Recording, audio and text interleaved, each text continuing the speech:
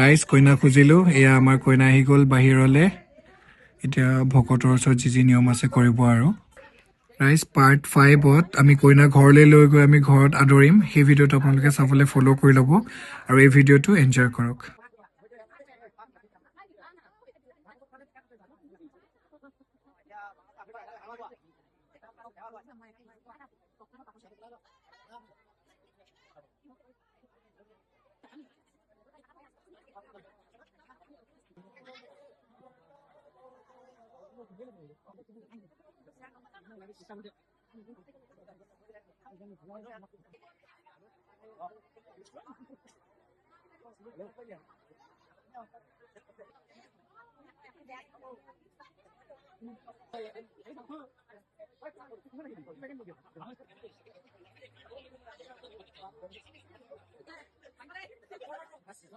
বলক এবাৰ আমি কইনাক মাতো।